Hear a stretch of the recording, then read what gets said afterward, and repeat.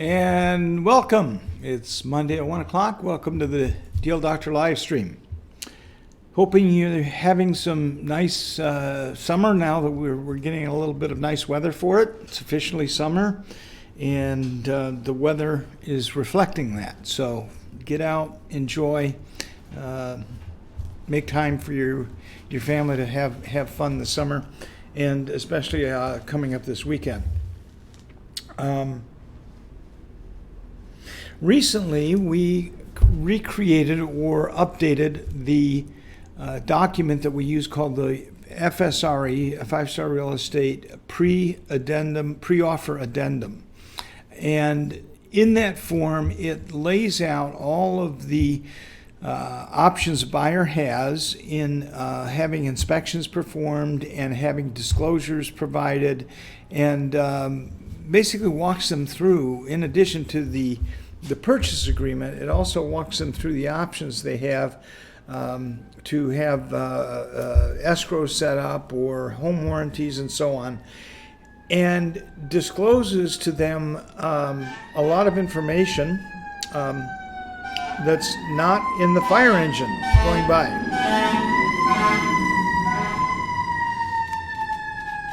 Anyway, so we have a current one that is in the in .loop and available, but we are updating the new one so that it is a fillable form, and hope to have that on here shortly on .loop shortly. So watch for it. It's called the FSRE pre-offer addendum. I think Cindy Wallace is in the process of having that .loop create a fillable form for us. So maybe she'll put out an announcement when it's on there. And that was kind of a team effort from everyone. The broker, deal doctors, Kim Anderson, everybody kind of put their heads together to make sure that we were giving you the best information. Kim Anderson also created a PDF, which she posted a link to on .loop. The differences is basically a review of the differences between the GCAR purchase agreement and forms and the GRAR, GRAR/WMLAR, or the West Michigan Regional Purchase Agreement, which is used largely in the Grand Rapids and surrounding areas, including Muskegon and so on. And that's really important because if you're going to interact with Kalamazoo agents or vice versa, if you're in a transaction with somebody who is from another market that uses a different purchase agreement, you need to know what that purchase agreement is. If you have a listing, for example, in Grand Rapids, and you receive an offer from a Kalamazoo agent, you, as the listing agent, need to understand what that offer says. And they are different. They are not the same. They're very, very similar, but there are some small differences, particularly as it relates to the inspection contingency. For example, in the GCAR form, you cannot simply kick a buyer to the curb if they ask for a repair or some concessions as a result of the inspections. With GRAR, or the West Michigan Regional Purchase Agreement that WMLAR and GRAR use, you can. The seller has a right to terminate the contract if a buyer asks for repairs or concessions as a result of the inspection contingency. So it's really important that you know when you are working with an agent, and the question I get a lot is, well, can't we require them to put that on one of our local forms? Well, not really, because a GCAR agent is only entitled to use the forms that they from their own association that they belong to. Likewise, WMLAR and GRAR agents are only allowed to use the West Michigan Regional Purchase Agreement. So So we just have to be aware. That's part of our jobs as real estate agents, is to be aware of the differences and read both paragraphs and know the differences between the contracts and how to respond according to your client's needs. So just a word of caution. Which brings me to a topic which is general. It's called practicing outside your area of expertise. I get a lot of calls from agents who want to write offers, let's say in Detroit, for example, or they want to become involved in commercial. And they say, how do I list something commercial? Well, the first step is you got to know commercial. You really need, if you're going to go down that road, you really need to have a mentor. I encourage you to have a mentor to learn commercial, because it is different than residential, and it's outside of our normal expertise, the normal agent's realm of expertise. So if you don't know commercial, but you want to sell somebody, a friend or neighbors, relatives, building or business or something, I would encourage you to get involved with, seek out a mentor. We have some folks who are able to do that and might partner up with you, for a referral fee or something, to help you learn the commercial business. And I think that's a great thing. I always encourage agents to expand their knowledge and to work as many areas of real estate as they are capable of and have expertise in. So I encourage you to grow, but do so under the wing of a mentor, if you will. Geographically, again, the same thing applies. If you're going into the Detroit market, for example, or the Alpena market, where we do not have a reciprocal agreement with them, first of all, you need to understand that you're not entitled to a commission automatically. Just because you're writing an offer and you have a real estate license, you're writing an offer on a property in Detroit or Alpena, or let's say Sault Ste. Marie, you're not necessarily entitled to a commission because they haven't extended their co-brokerage agreement to you. Just as importantly, you're not familiar with those markets. They're not areas that you work in every day. You don't know the values. You may not know the nuances of neighborhoods and how neighborhoods are going to change value, and without you recognizing exactly where those values change. So I would caution anybody that if you're going to work in a market that's outside of yours geographically, that you get some guidance or work with a local agent, again, under a referral fee basis or something, so that you're not attempting to represent your clients and not having the expertise to do that.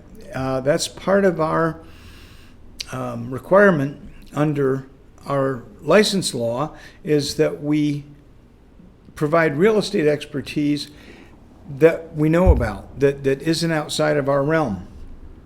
Another area that's outside of our realm is language barriers. When we encounter a customer or client who doesn't speak English fluently, it's part of our responsibility to make sure that whoever is doing the translating is a qualified person, that they understand what you are trying to communicate to that client, and that they are communicating that effectively.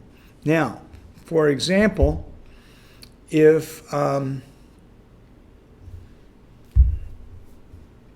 working with someone who speaks Irish Gaelic, okay, and I don't understand Gaelic, I'd better be sure that whoever it is I hire or I work with to translate for that Gaelic-speaking client knows what I'm saying to them and understands the real estate concepts that I'm communicating to them, and can then communicate those to the potential client.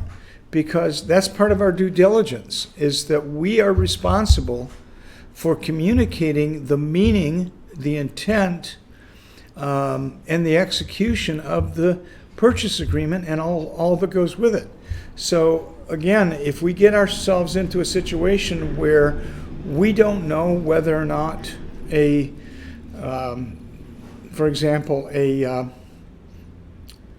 two parents are buying a house and they have their teenage daughter attempting to translate for them, that may not be the best option. That may ultimately be a bad option, because maybe the daughter or son doesn't understand enough about real estate to be a good translator and express, communicate all of the nuances of what you're trying to get the parents to understand.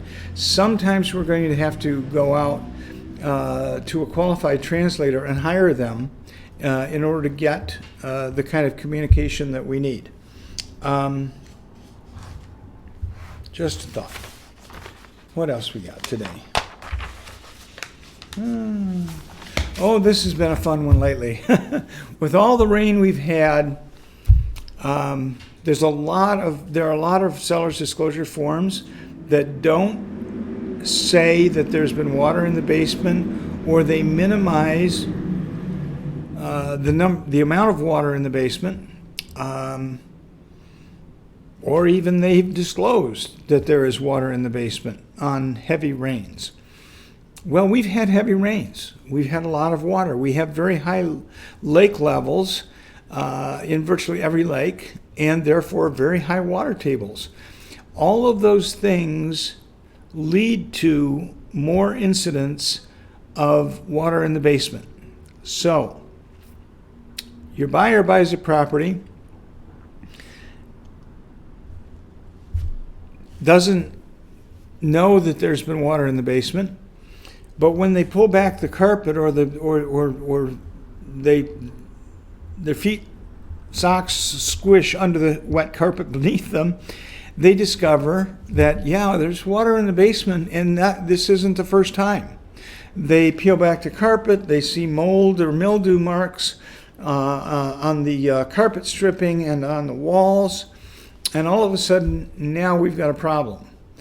And very often, it's because the seller didn't disclose that they had more than just a little problem, occasionally, once in a while, almost never, but in fact had it quite frequently enough that it didn't dry out, and in fact turned into mold or mildew. And so now we're faced with a situation where your buyer has to go and find out how much it's going to take, number one, to repair the damage, but also to remedy the basement so that it doesn't flood again. And that's not cheap. So if the word of caution I would have is, be very careful nowadays, especially because of our high lake levels, because of our high water table levels throughout West Michigan. Be very careful. Look really hard if you're working for a buyer and if you're working for a seller to dig into it and find out whether or not there has been any incidents of water in the basement, and get them to, if you're working for the seller, get them to disclose that forthrightly. And if you're working for a buyer, to have it checked very, very carefully. To not do that could ultimately end up in literally tens of thousands of dollars that we as a company may have to face if we didn't exercise due diligence in investigating that problem. So, you're welcome to put questions up, of course, as always. And Dom is looking at me like, what are you talking about? Nobody asks questions anymore. Was that the look, Dom? I don't know. Appraisals. As many of you know, we're getting a lot of calls about appraisals.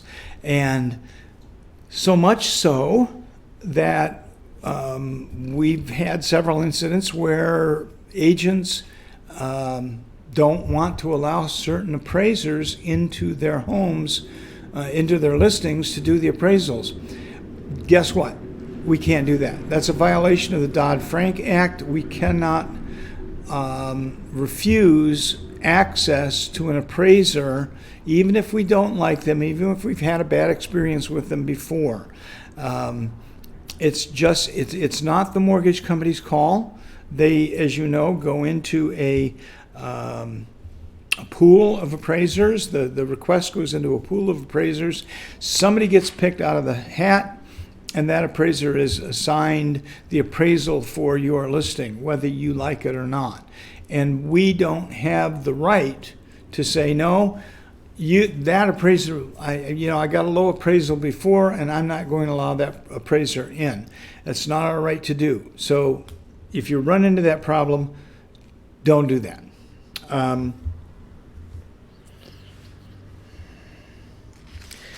Another thing I hear a lot about appraisals is, I don't want my buyers to be paying more than it's worth.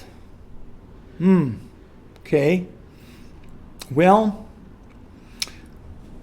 appraisals are a little bit like a breeze. They may move a little each day, because the appraisal comparable sale that was used in an appraisal that was done yesterday may have fallen off the table and may not be able to be used today.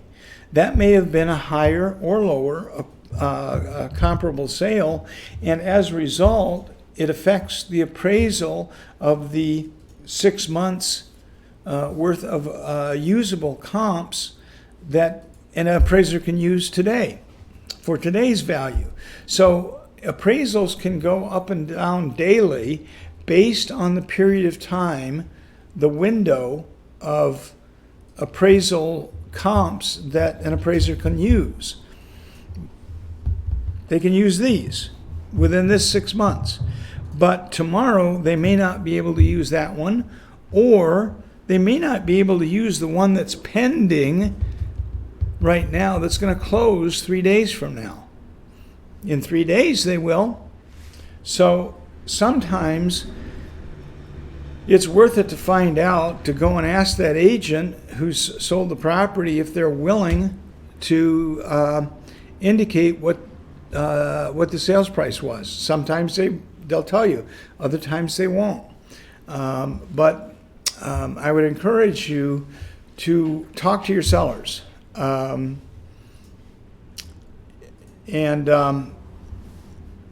Like I said, an appraisal is a snapshot in time. It is only one person's opinion. Granted, it is an expert's opinion, but they are movable, they are shiftable. I think that we might see appraisals either stabilize or come down. Recognize that appraisals are a lagging indicator for value. Houses go up in value before the appraisals catch up with them. So if somebody's willing to offer something up here that's above what it's going to appraise at, that's how we get rising price value, rising prices in an escalating market. So, sometimes if you want to win in an escalating market, you can write an appraisal guarantee, which says that basically the buyer is going to bring the difference or some portion of the difference between the appraisal price and the purchase price if the appraisal comes in low.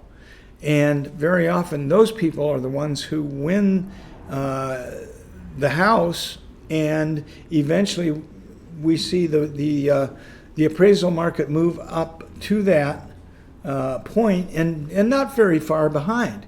So the question is, are they paying more than the house is worth?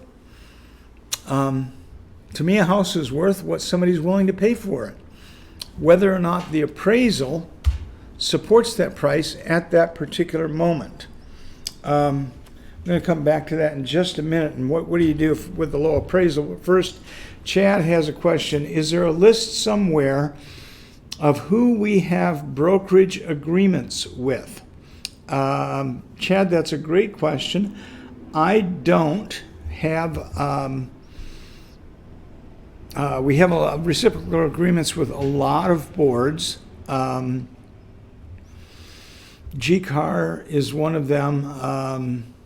The Southwest Michigan Regional Information Board, the one down Berrien County, down Benton Harbor, St. Joe area, I know we have a reciprocal agreement with.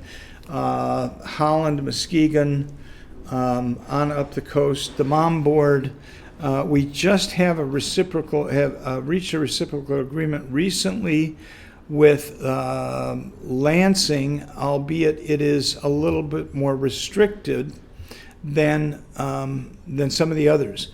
But I think that's a great question, and let me see if we can, one of our people who deal with more the agreements between the Flex MLS can tell us who we have reciprocal agreements with. I'll look into that for you.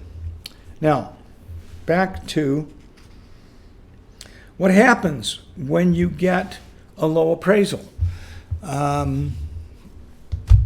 Purchase price is $200,000, let's say. The appraisal comes in at $190,000, just for fun. So you got a $10,000 difference there. What happens then? Well, again, if you're using the West Michigan Regional Purchase Agreement, the offer is actually subject to the appraisal. Not all purchase agreements are.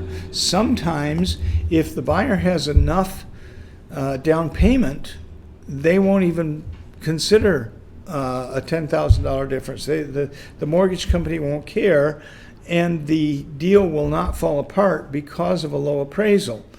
But when you come to low financing, low down payment financing, like FHA, VA, RD, or even low down payment conventional, you may have to consider what to do in the event there's an appraisal problem. As I said, with the West Michigan Regional Purchase Agreement, it is subject to the property appraising. So now you've got a $10,000 difference. What do? Well, one option is the seller can lower the price to $190,000. The buyer can pay an extra $10,000 if they have it available to them and they want to in cash, because the mortgage company is only going to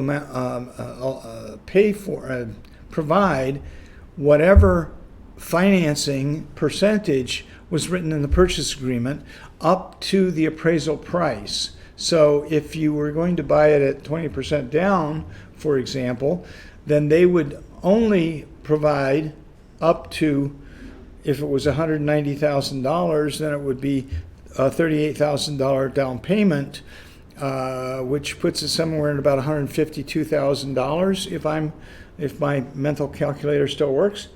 So they would provide $152,000, but the buyer would have to come up with an additional $10,000 to make up the difference up to the $200,000. And again, some buyers are willing to do that in this market because they see the market as increasing. They believe the market is going to continue to increase. That's a chance they take, and certainly, it's hard to argue with that based on the last several years. But we may also see a flattening out of the marketplace. So we just never know. The other option is to meet somewhere in the middle or kill the deal. I mean, if the appraisal is subject to the financing, or as it says in the West Michigan Purchase Agreement, that it is subject to the appraisal itself, then the buyer has the right to terminate the contract based on their inability to get the loan or based on the fact that the appraisal came in low and the offer is subject to that appraisal. So just be aware out there, we're running into a lot of low appraisals because as you're moving up in a market, you're in an increasing market, the comps that are being used to support those prices are lagging. They're happening back then. So until the market catches up with the values of properties today, we're going to continue to see appraisal issues. Any other questions? What do we got going today?